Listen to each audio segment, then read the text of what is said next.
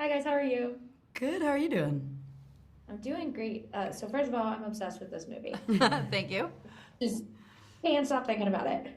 But to start with you, Diablo, you have mastered the kind of, bad girl 80s vibe and you're keeping it single-handedly alive within your kind of the genre that you've crafted for yourself. And with Lisa Frankenstein, I do love the idea of this girl growing up in like the 80s, just becoming her own Victor Frankenstein. So for you, what was it about this premise that really spoke to you and made you like want to dive into a character like Lisa from a writing standpoint? Well, when I was growing up, there was a popular movie called Weird Science. And it Mhm. was about these two geeky guys that create the perfect woman and animate her with technology, and she becomes a real human. And I remember thinking, oh, it's kind of like a Frankenstein story, but I'd love to see that from the female perspective.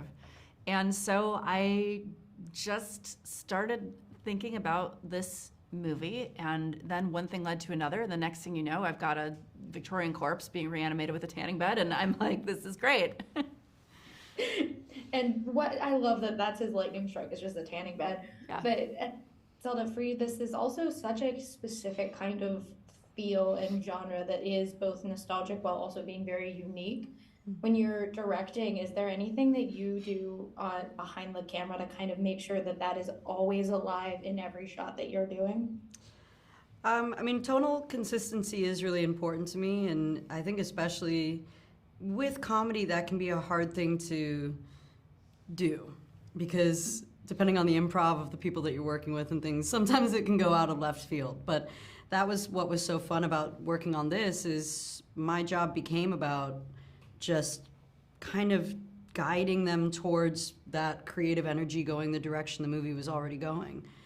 It was a lot easier. I didn't have to ever at any point give them choices. They made such brilliant ones, and then I would ramp it up and down so that it would fit into the film and the universe.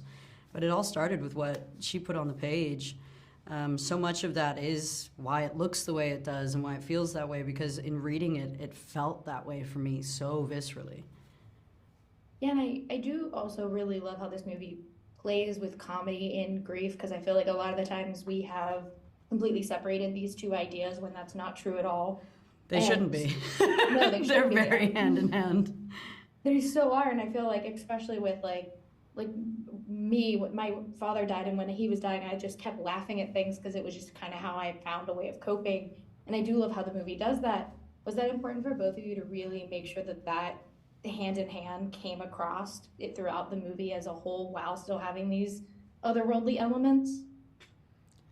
I think, yeah, in many ways, the main message of the movie is about how we deal with grief and how everybody grieves in different ways and how we have to be given space to feel everything. And I think often when I was young, I was a really emotional person, and I felt like I was always being pushed to just move on from things and, just get over it. And this movie's about, like, no, don't get over it. Like, embrace it. Sorry about your dad. Thanks. Same. I do thank you guys so much. I'm obsessed with this movie, and as a teenager when Jennifer's Body came out, I'm so happy another generation of kids now have that movie that they're like, I'm gonna become obsessed with this. Oh, it makes me Thank so you guys happy. so much Thank for you. talking to me. Nice to meet you. Have a great one. Nice meeting you guys.